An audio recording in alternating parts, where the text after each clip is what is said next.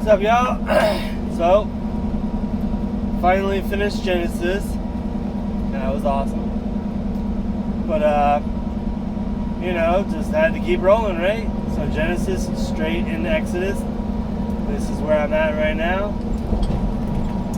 And, gonna let this roll before I lose it, because after 1 minute of pause, then it goes away and So, play this and we'll talk about it after.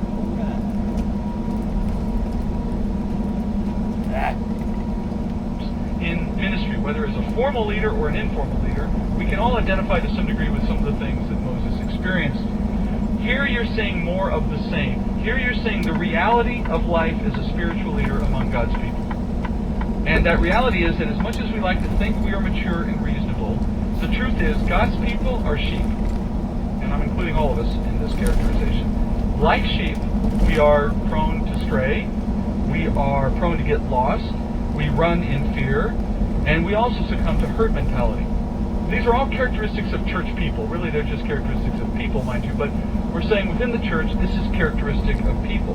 And anytime you're called to lead God's people in any capacity, and I want you to broaden this perspective in your own mind, because I don't want you to imagine this simply as truth for a pastor or leading in some capacity. Really, anytime you have an opportunity to minister to other people, you're leading them, spiritually speaking, at some level.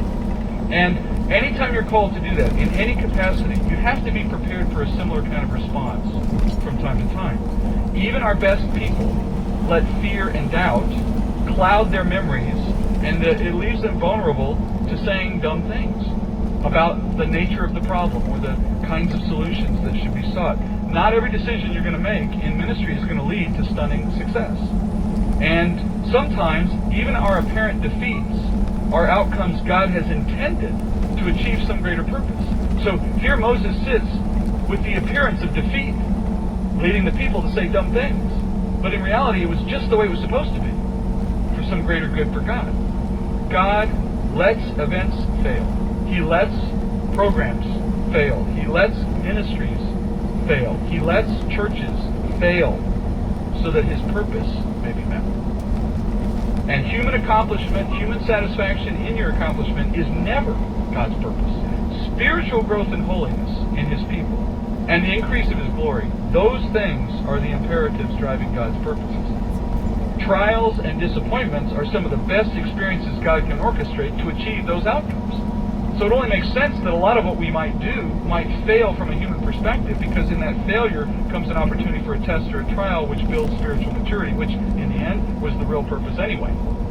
In response to these folks and their complaining, Moses says exactly the right things, and there's a model here we can draw from. First, he orders the people not to fear. Fear drives more conflict in the church than most people realize. Our conflicts and our disagreements and our grumblings are more often driven by fear than I think we realize. Fear of rejection, fear of judgment, of others' judgment, fear of change, fear of failure, and actually fear of success drive a lot of conflict in the church. But fear is the root. Though there are other things too. There's envy, pride, there's other reasons why we have conflict. And if fear is ultimately the result of a failure to trust in the Lord in the midst of a crisis, then the leader's first response to the people should be to remind them not to fear, but to trust in the Lord. Remind people, exhort people not to behave out of fear. Remind them to trust the Lord and to let Him direct the activities of the church. So the simple rule is don't fear, trust in the Lord. The second thing that He tells Israel is to watch for the work of the Lord in saving them from Egypt. After we tell people don't fear, don't worry, failure may be part of God's equation, trust that God's at work in this, the next thing is to say, now, let's watch for the work of the Lord in what transpires from here.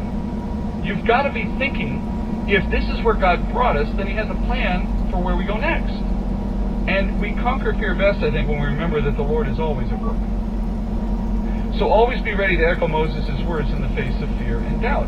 Take note of His work and be prepared to see Him show up and address the needs of the people and move you forward.